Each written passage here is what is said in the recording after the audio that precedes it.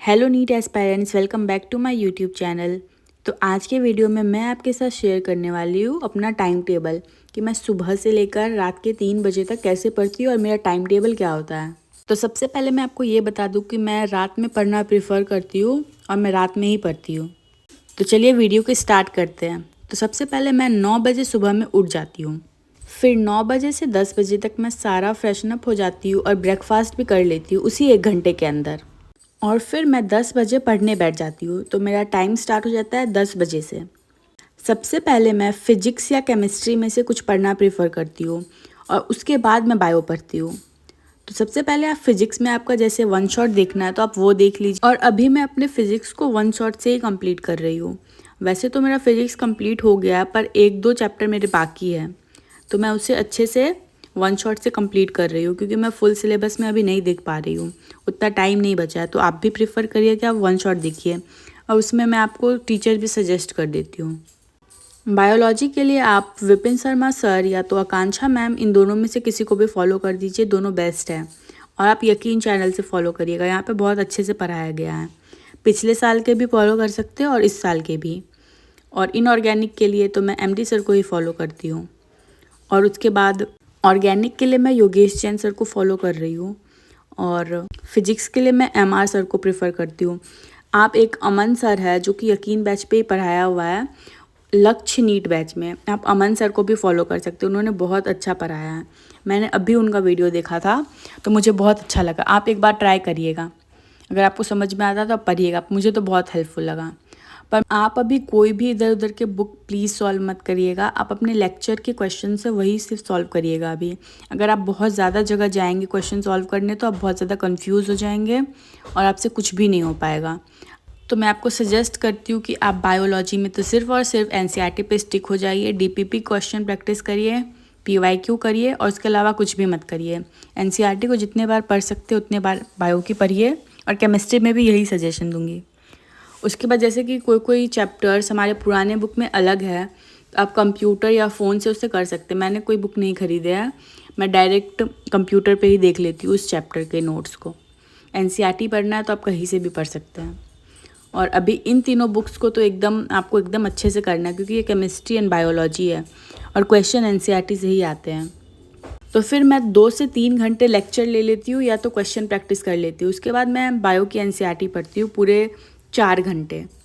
4 घंटे में मैं बायो भी पढ़ती हूँ, एनसीईआरटी और उसके क्वेश्चंस भी करती हूँ। तो 4 घंटे में आप 2 चैप्टर कर सकते हैं एकदम आराम से। कोई भी शेड्यूल ले लीजिए अपने टेस्ट के हिसाब से, जो भी आपके अगले टेस्ट में आने वाला है उसकी एनसीईआरटी पढ़िए।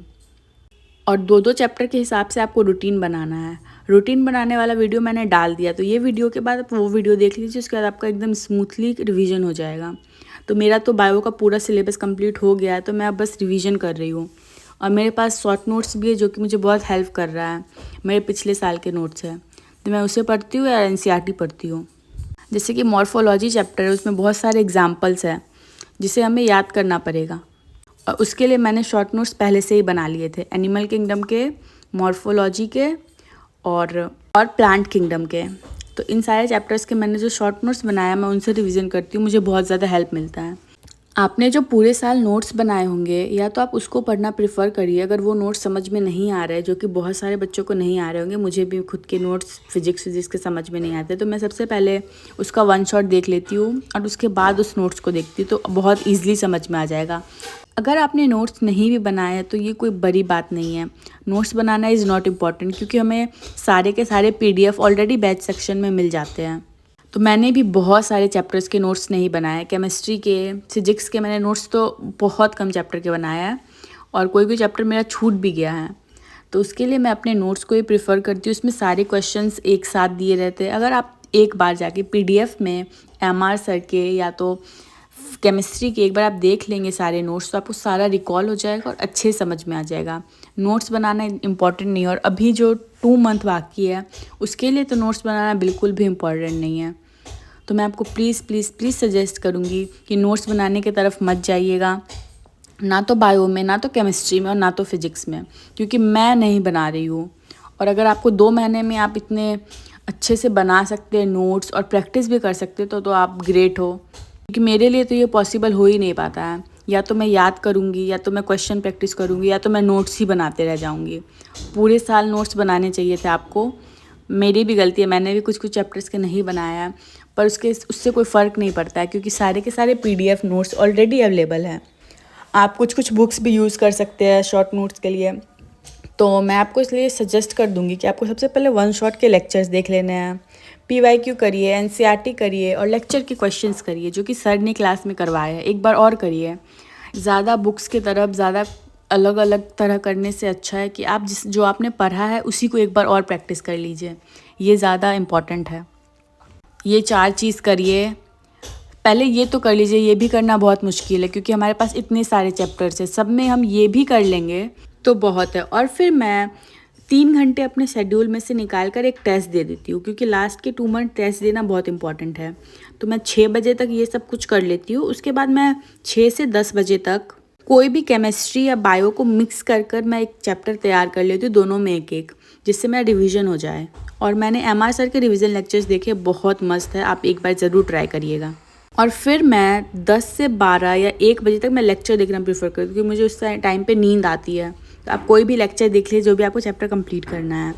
फिर 1 बजे से 3 बजे तक आप कोई भी क्वेश्चन प्रैक्टिस कर सकते हैं, बायोलॉजी या किसी भी चैप्टर्स के। और अगर आपको रात में क्वेश्चन प्रैक्टिस नहीं करनी है तो कोई बात नहीं, आप कोई भी लेक्चर फिर से देख लीजिए और सुबह में क्वेश्चन प्रैक्टिस करिए।